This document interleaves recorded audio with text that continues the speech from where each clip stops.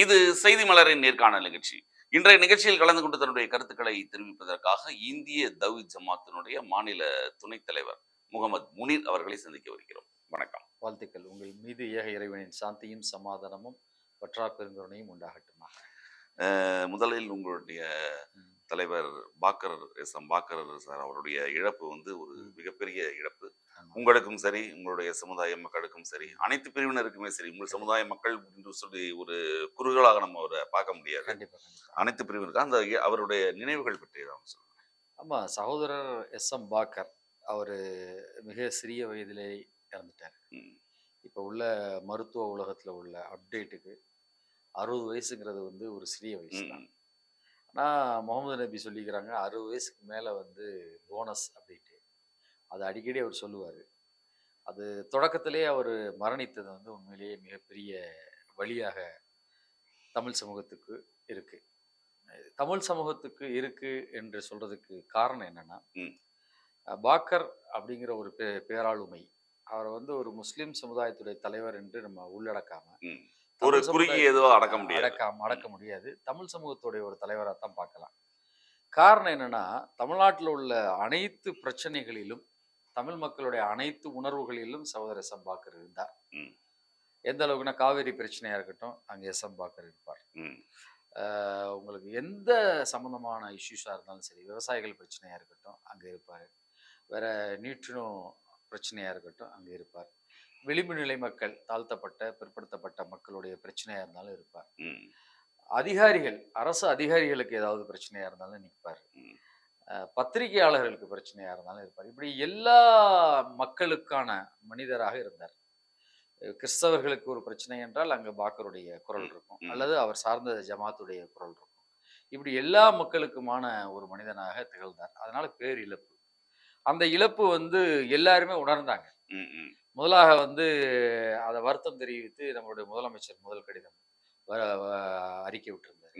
அடுத்து எதிர்கட்சி தலைவர் சசிகலா அம்மையார், ஓ பன்னீர்செல்வம், தினகரன், இப்படி எல்லா தலைவர்களுமே சீமான் அவர்கள், அன்புமணி ராமதாஸ் அவர்கள், திருமாவளவன் அவர்கள், கம்யூனிஸ்ட் தலைவர்கள், இப்படி எல்லா தலைவர்களுமே தன்னுடைய வருத்தத்தை வேதனையும் பங்கு செலுத்த முதல் தலைவர் அவர் தான். பாக்கர் தேர்தல் அரசியல் இருந்தாருன்னா இல்லை, தேர்தலில் போட்டி இருந்தாருன்னா இல்லை, ஒரு சாமானிய மனிதனாக இருந்து விளிம்பு நிலை மனிதனாக இருந்து தான் மக்களுக்காக தொன்றாற்றியவர். அதனால அனைத்து மக்களுக்குமே அவருடைய பெரிய இழப்பு. ஈழத்தமிழர் பிரச்சனையில தொடக்க காலத்துல முள்ளிவாய்க்கால் படுகொலை நடந்தது. அந்த முள்ளிவாய்க்கால் படுகொலைங்கிறப்ப இஸ்லாமிய இயக்கங்கள் தமிழகத்துல, உலகளவுல இஸ்லாமிய இயக்கங்களும் தமிழ்நாட்டில் உள்ள இஸ்லாமிய இயக்கங்களும் கூட அதுக்கு ஆதரவு தெரிவிக்கிறதா வேணாம் என்று தயங்கி நிற்ந்த நேரத்துல, ஏன்னா அங்கு இலங்கையில அங்க இருக்க இஸ்லாமியர்களுக்கும் அங்க இருக்கக்கூடிய அமைப்புகளுக்கும் ஒரு பிரச்சனை, அங்க இருந்த விடுதலை புலிகளுக்கும் மிகப்பெரிய வழி இருக்கு. அது ஆறக்கூடிய ரணம் அல்ல, அந்த ஒரு மசூதி. ஆமா, அது ஏறக்குறைய ஒரு ருக்கு நிலையில் முஸ்லிம்கள் பலர் கொல்லப்பட்டாங்க, தொடர்ந்து துரத்தி அடிக்கப்பட்டாங்கிற வரலாறுலாம் இருக்கிறனால அது ஒரு வேதனையினால இங்க தயங்கி நிற்கிற நேரத்துல, அப்ப இஸ்லாமிய அடிப்படையில நீங்க இன்னைக்கு முள்ளிவாய்க்கால்ல தமிழர்கள் படுகொலை செய்யப்பட்டிருக்கிறாங்க, தொடர்ந்து படுகொலை செய்யப்பட்டிருக்கிறாங்க. ஒரு மிகப்பெரிய அநீதி. வெள்ளை கொடியேந்தி மக்களை காப்பதற்காக எங்கள் மக்கள் சரணடைகிறன்னு வந்த மக்கள் மீது கொடூரமான தாக்குதல் நடத்ததை கண்டித்து முதலாக தமிழ்நாட்டில் குரல் கொடுத்தது சகோதரர் எஸ்.எம். பாக்கரும் நானும் சார்ந்த இந்திய தவ்ஹீத் ஜமாத் அமைப்பு தான். உண்ணாவிரதங்கள்ல நாங்க கலந்துக்கிறவே மாட்டோம். உண்ணாவிரதம்ங்கிறது இறைவனுக்கு மட்டும்தான் இருக்கக்கூடியது, நோன்பு அப்படின்ட்டு. அந்த நேரத்துல என்னன்னா, 40 நாள் மட்டும்தான், 30 நாள் மட்டும்தான் நோன்பு உண்ணாவிரதம் இருக்கும். அப்ப அதற்காக இங்க மவுண்ட் ரோட் பக்கத்துல அந்த இபி அலுவலகத்துக்கு மிகப்பெரிய உண்ணாவிரத நிகழ்ச்சி தமிழ் அமைப்புகள்லாம் நடத்துறப்ப அதுல நாங்க போய் உண்ணாவிரதம் இறைவனுக்கு மட்டும்தான் இருக்கணும், அதுல நம்பிக்கை இருந்தாலும் கண்டனத்தை பதிவு பண்ணணுங்கிறதுக்காக நேரம் சகோதரர் பாக்கரும் நானும் சேர்ந்து அந்த கண்டனத்தை பதிவு செஞ்சுட்டு வந்தோம். இப்படி எல்லா நிலையிலும் பார்த்தீங்கன்னா மக்களுக்காக உழைத்தக்கூடியவராக இருப்பார். அடுத்து ரொம்ப சிம்பிளா பல பேருக்கு தெரியாத ஒரு விஷயம், இன்னைக்கு தமிழ் ஊடகங்கள்ல ஒரு 150-200க்கு மேல இளைஞர்கள் இருக்கிறாங்க. பத்திரிகையாளர்களாக இருக்கிறாங்க, ரிப்போர்ட்டராக இருக்கிறாங்க, கேமராமேனாக இருக்கிறாங்க, ஏன் எடிட்டர் இன் சீஃபாக இருக்கிறாங்க, வைஸ் பிரசிடென்டாக, இப்படி பல பெரிய பொறுப்புகளில் பல சகோதரர் இருக்கிறாங்க. இதில் இந்து, முஸ்லீம், கிறிஸ்டின், தலித்து, பிராமின், நான் பிராமின் அதெல்லாம் இல்லை. யாரெல்லாம் ஊடகத்தில் சாதிக்கணும்னு ஆசைப்பட்டாங்களோ அவர்களை எல்லாம் தட்டி எழுப்பி அவர்களுக்கான களத்தை வந்து சகோதரர் பாக்கர் வந்து அமைச்சு கொடுத்தார். உதாரணம் நானே இருக்கேனே. நீங்களே இருக்கிறீங்க. ஆமா. நீங்க வந்து அதுக்கான உதாரணம். இது மாதிரி எண்ணற்ற நீங்க கார்த்தி. ஆனா கார்த்தியா பார்க்கல நாங்க. ம், ம், கார்த்தி ஒரு சகோதரன். இறைவனுடைய படைப்பு. அப்படிங்கிற அடிப்படையில இன்னைக்கு ஏகப்பட்ட பேர் வந்து நான் சொல்றேன் 200ங்கிறது கம்மி. ம், அதிகபட்சமான பேரை வந்து நாங்கள் வந்து உருவாக்கி விட்டோம். நல்ல களங்கள்ல வந்து ஒரு நேர்மையான, ஒரு நியாயமான பத்திரிகையாளர்களா வந்து ம், பல பேர் களமாடி கொண்டு இருக்கிறாங்க. இதற்கும் வந்து சகோதரர் பாக்கருடைய முயற்சி வந்து மிக ஒத்துழைப்பானது. அது மாதிரி இந்த இரத்த தான முகாம்லாம் ம், எடுத்துக்கிட்டீங்கன்னு ம், வைங்களேன், அந்த விஷயங்களை எல்லாம் வந்து ஜாதி மதம் பார்க்காம இன்னைக்கு இந்திய தௌஹீத் ஜமாத் வந்து நாங்க இரத்த தான முகாம் பண்ணிக்கிட்டு இருக்கோம். திடீர்னு ஃபோன் வரும். இங்க இருந்து இன்னாருக்கு வந்து ரத்தம் தேவைப்படும்னு சொல்லுவாங்க. உடனே எங்களுடைய தோழர்கள் வந்து ஓடி போய் அவங்களுக்கு ரத்தம் குடுப்பாங்க. ம், இது போன்ற விஷயங்களை எல்லாம் வந்து சகோதரர் பாக்கர் வந்து ரொம்ப இணக்கமா செயல்பட்டார். சித்தாந்த ரீதியா வந்து வேறுபட்டு இருந்தா கூட. ம், உதாரணத்துக்கு வந்து இஸ்லாமிய சித்தாந்தத்திற்கும் வேறு சித்தாந்தம், உதாரணத்துக்கு ஆர்எஸ்எஸ் சித்தாந்தத்துல உள்ளவங்களா இருந்தாலும் கூட, அவர்கள் உதவி கேட்டா கூட, ஒரு ஆர்எஸ்எஸ் சித்தாந்தத்துல உள்ளவங்க வந்து அவங்களுடைய பொதுவான எண்ணம் வந்து இஸ்லாமிய வெறுப்போ, இஸ்லாமிய விரோதமாக இருக்கலாம். ஆனா அவங்க உதவி கேட்டா கூட உதவி செய்யக்கூடிய நிலையில ஒரு தான். நிகழ்வு எனக்கு ஞாபகம் இருக்கு. அது ம், சரியான நீங்க ஒரு தடவ ம். ஒரு ஒரு ஒரு இந்து அமைப்போட ஒரு மிக முக்கிய ஒரு தலைவருக்கு மிகப்பெரிய ஒரு ஆமா. ஆப்பரேஷன் அப்ப ரத்தம் ஆமா, தேவைப்பட்டது. ஆமா, ஆமா, இல்லையா? ஆமா. அது ஆமாமா. உங்களுடைய அதுக்கு அமைப்பு. நாம தான் தயார் பண்ணி குடுத்தோம். அது ஒரு மிகப்பெரிய பொறுப்புல இருக்கக்கூடிய ஒரு இந்த அமைப்புடைய தலைவர் அவரு. இன்னைக்கு வந்து ஆர்எஸ்எஸ்ல இந்த பிஜேபியில வந்து ஒரு முக்கிய தலைவரா இருக்கிறாரு. அவரு அவருக்கு ரத்தம் தேவைப்பட்டப்ப உடனடியாக நம்ம தான் வந்து 2 முறை, முறை ரத்தம் தேவைப்படுறப்ப நோன்பு, ரமலான் நோன்பு. ம், நாங்க ரத்தம் குடுக்க போறோம்.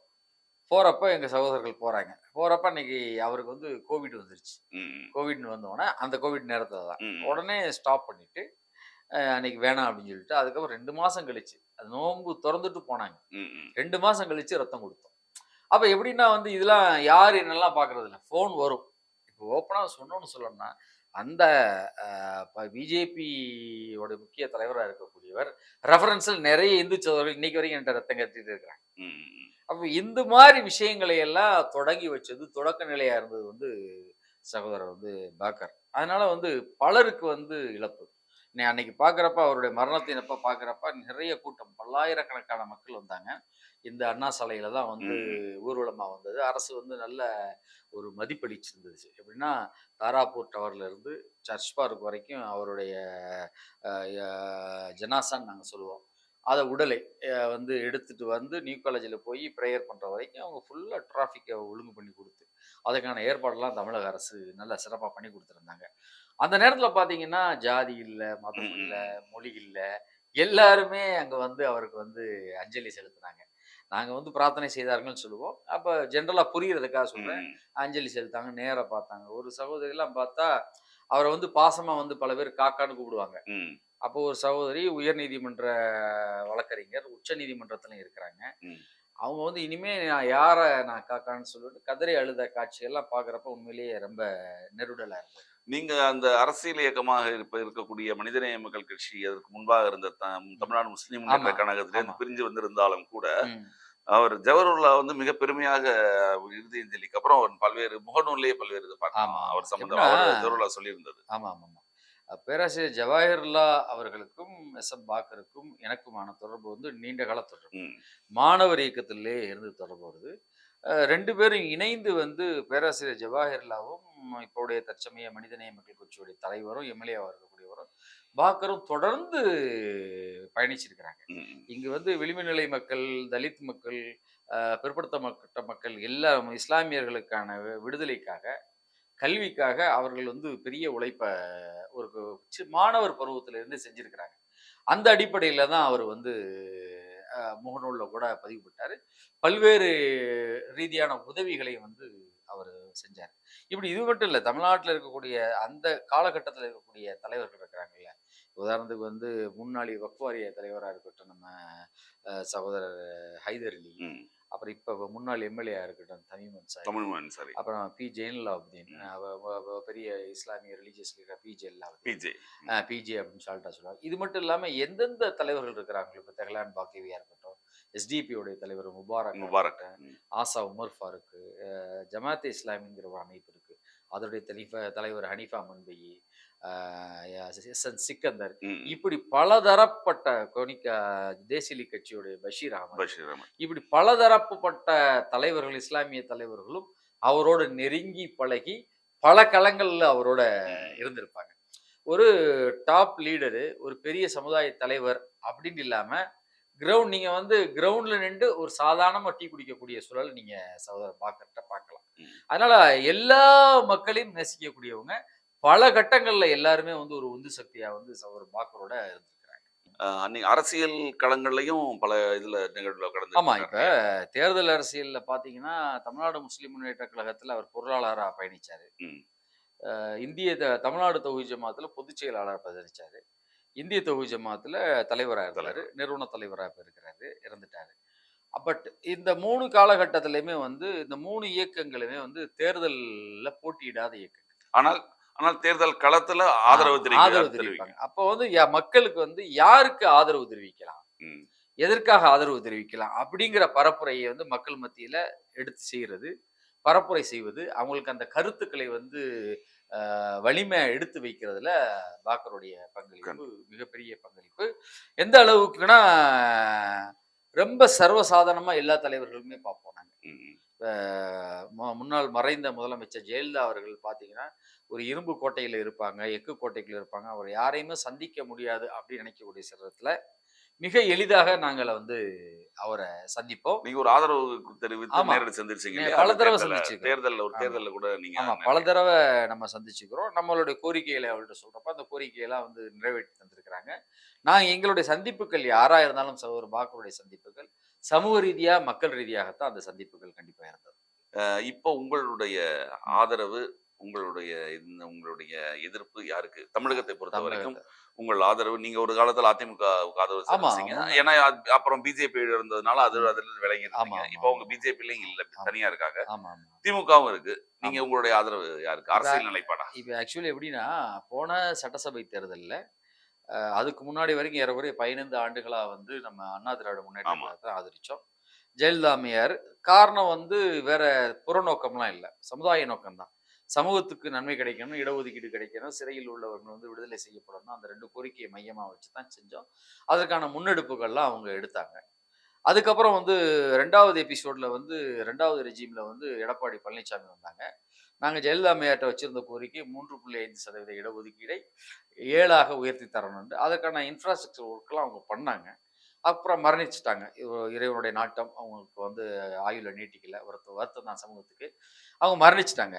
மரணித்த பின்பு உங்களுக்கு எடப்பாடி பழனிசாமி வர்றப்ப, அவருடைய கொஞ்ச நாள் அவங்களோட நம்ம ஜேர்னி பண்றோம்.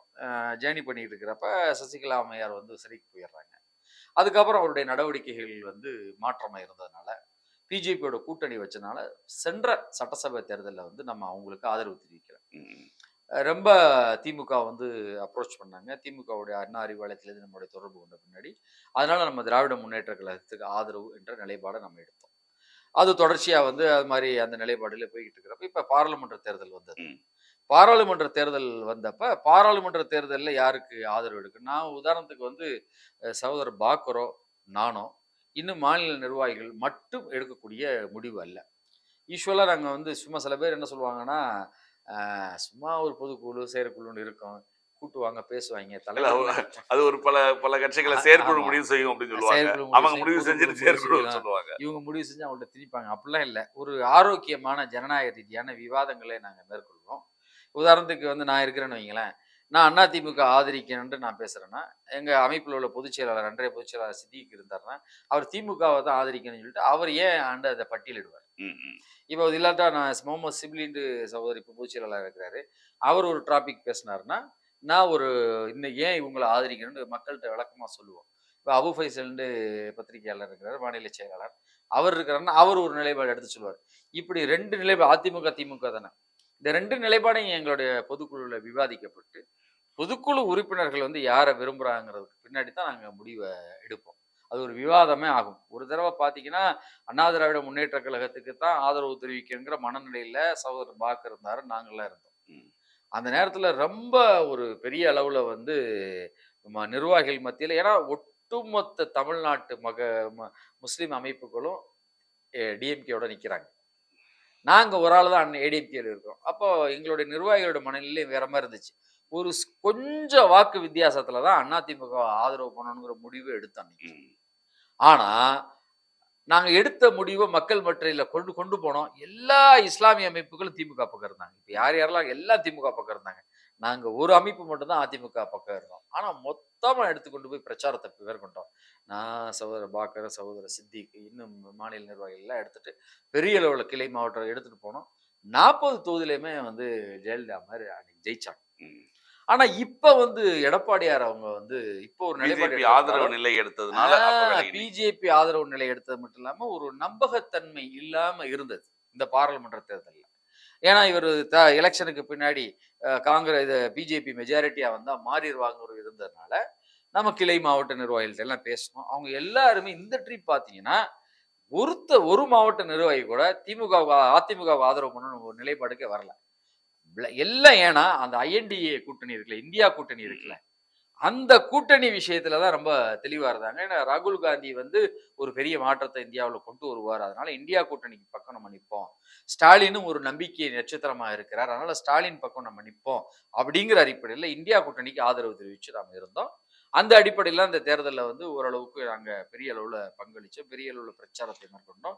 டிஜிட்டல் மீடியாவில் எங்களோட பிரச்சாரம் திமுக ஐடி விங்குக்கு ஈக்குவலாக நாங்கள் பண்ணோம். இல்ல இவ்வளவு செஞ்சீங்க. இதுல ஒரு முக்கியமான விஷயம் பாத்தீங்கன்னா, இப்ப வர்ற சனிக்கிழமை கூட பொள்ளாச்சி தொகுதி பாராளுமன்ற தொகுதி எம்பிக்கு நானும் சேர்ந்து இலவச நோட் புக் கொடுக்குறோம். ஓ. அப்படி பாத்தீங்கன்னா எல்லா இடங்கள்லயும் பரவலமா வந்து ஒரு பெரிய உந்து சக்தி ஏற்படுத்தணும். இதுல முக்கியமான விஷயம் நான் சொல்லணும். இப்படி நடந்த விஷயங்கள் வந்து அதிமுகவுடைய மாவட்ட செயலாளர்களுடைய கூட்டத்திலே பிரதிபலிக்குது. ம். ஒரு மாவட்ட செயலாளர் 2-3 மாவட்ட செயலாளர்கள் என்ன மென்ஷன் பண்ணி சொல்றாங்கன்னா, இஸ்லாமியர்கள் ஓட்டு நமக்கு வராததான் நம்ம தோல்விக்கு காரணம். இஸ்லாமியர்கள் ஓட்டை ஈர்ப்பதற்கான முயற்சிகளை எடப்பாடியார் செய்யணும் அப்படின்னு சொல்லிட்டு கோரிக்கையை வைக்கிறாங்க. ம். இல்ல நீங்க இவ்வளவு ஆதரவு தந்தும் கூடயே நின்று களத்துல பணியாற்றி உங்களுடைய கோரிக்கைகள் எல்லாம் திமுக அரசாங்கம் நிறைவேற்றிருக்குன்னு நினைக்கிறீங்களா? ஏன்னா ஒரு 36 ம். இஸ்லாமிய சிறைவாசிகள் விடுதலைக்காக பல்வேறு நாட்கள் பேசுறாங்க. ஆமா, ஆமா. ஆனா இப்ப பரோல்லையோ அதை விட்டுருக்காங்க. ஆமா. பரோல் இப்ப விட்டுருக்காங்க. நான் முழுமையான விடுதலை எதுவும். ஏற்கனவே உங்கள்ட்ட நான் சொல்லியிருந்தேன். ம். நம்ம ஏற்கனவே ஒரு இன்டர்வியூ இவங்கெல்லாம் விடுதலை ஆறதுக்கு முன்னாடி நீங்க எடுத்திருந்தீங்க. அந்த இன்டர்வியூல கூட நான் பேட்டியில கூட நான் சொல்லியிருந்தேன். கண்டிப்பா அதற்கான நிகழ்வுகள் நடந்துகிட்டு இருக்கு. அதற்கான முயற்சிகளை வந்து மாநில அரசாங்கம் செஞ்சுக்கிட்டு இருக்கு. கண்டிப்பா அவங்க வந்து அதற்கான நிலையை அடைவாங்கன்னு சொன்னோம். அந்த அடிப்படையில் இப்ப வந்து இடைக்கால பரோல் வந்து அவங்களுக்கு கிடைச்சிருக்கு. கிடைச்சிருக்கு. எல்லாரும் பரோல்ல தான் இருக்கிறாங்க. யாருமே ஜெயில்ல இல்ல. அந்த சிறைவாசிகள் யாருமே ஆனா இல்ல. முழுமையான விடுதலை இன்னும் கிடைக்கல. அது வந்து நீதிமன்றத்துல அதற்கான முயற்சிகளை ஏன்னா போன தடவை பாத்தீங்கன்னா நீதிமன்றத்துல இவங்க சொல்லிட்டு தமிழக அரசு வழக்கறிஞரை எதிரா வராங்க. இப்ப அந்த ஏன் சூழல் அப்படின்னா இந்த அவங்களால சட்டம் ஒழுங்கு பிரச்சனை ஏற்படும் அப்படின்னு இவங்களே மாதிரி நீங்க சொன்னீங்க. அப்ப கூட சுட்டி காட்டினீங்க. ஆமா. ஆனா அந்த நிலை இப்ப மாறிடுச்சு. ம். இப்ப வந்து இவங்க பரோல் வந்து எக்ஸ்டென்ஷன் குடுக்குறாங்க. இன்னொன்னு எப்படின்னா, இதுல முக்கியமான ஒரு விஷயத்த சொல்லணும். நான் வந்து திராவிட முன்னேற்ற கழக ஆதரவு நிலை பாராளுமன்ற எலெக்ஷன்ல எடுத்திருந்தாலும் கூட, இதுல முக்கியமான விஷயம் என்னன்னா, தமிழ்நாட்டுல அதிகபட்சமான மக்களுடைய வாக்குகள் யார்கிட்ட இருக்குன்னா, திமுக, அதிமுக பக்கத்துல. ம். இப்ப திமுக வந்து இவர்களை விடுதலை செய்யணுங்கிற மனநிலைக்கு வந்துருச்சு. இதே நேரத்துல சட்டசபையில வந்த எடப்பாடி பழனிசாமி அவர்கள் என்ன சொல்றாங்கன்னா, சிறைவாசிகள் இஸ்லாமிய சிறைவாசி எல்லாருமே விடுதலை செய்யணுங்கிற தீர்மானத்தை கொண்டு வர்றாரு. அவர் குரலா கொடுக்குறாரு. அப்ப ஏறக்குறைய 2 கோடி 2 கோடி 4 கோடி வாக்குகள் கொண்ட அமைப்பு. ம். கொஞ்சம் முன்ன பின்ன வரலாம்னு வைங்களேன். ம். இந்த 2 பேருமே ஆதரவு தெரிவிக்கிறப்ப, திராவிட முன்னேற்ற கழகத்துடைய தலைவரும் முதலமைச்சராக இருக்கக்கூடிய ஸ்டாலினும் இந்த நிலைப்பாட்டுக்கு வர்றாரு. அண்ணா திராவிட முன்னேற்ற கழகத்துடைய பொதுச் செயலாளர் இருக்கக்கூடிய எடப்பாடியாரும் இந்த நிலைப்பாட்டுக்கு வர்றப்ப, ஒட்டுமொத்த தமிழ் மக்கள் விரும்புறாங்க இவங்களோட விடுதலைன்னு ஆயிருதா? ம். அது ரொம்ப ஈஸி ஆயிருச்சு. ம். இப்ப 2 இயக்கங்களுமே சேர்ந்து இது வந்து இந்த மக்களுடைய ஜீவாதார பிரச்சனை. இதை நான் ஓட்டு அரசியல்னு பார்க்க மாட்டேன். இவங்க 2 பேருமே நீங்க வந்து ஓட்டுக்காக அவர் அப்படி பேசினாரு, ஓட்டுக்காக அப்படி பேசினாரு இல்லாம, உண்மையிலே இவர்கள் பாதிக்கப்பட்டிருக்கிறாங்க. 25 வருஷம் சிறையில இருக்கிறாங்க. இவங்க விடுதலை ஆகணுங்கிற உணர்வு 2 பேருக்கு இருந்தனால, இது ரொம்ப எளிதா சாத்தியமாச்சு. அத வெற்றிகரமா வந்து ஸ்டாலின் அவர்கள் வந்து செஞ்சு தந்திருக்கிறாங்க. ஆனா இன்னொரு கோரிக்கை என்ன இருக்குன்னா, இது சட்ட ரீதியாக சந்தித்து முழுமையான விடுதலைகள் இவர்கள் அடையிறதுக்கான முகாந்திரத்தை முதலமைச்சர் ஸ்டாலின் அவர்கள் எடுக்கணும். இதை இந்திய தௌஹீத் ஜமாத் சார்பாக மட்டுமல்ல, தமிழ் மக்களின் சார்பாக, தமிழக முஸ்லிம்களின் சார்பாக நம்ம ஒரு கோரிக்கையாகவே முதலமைச்சருக்கு வைக்கிறோம்.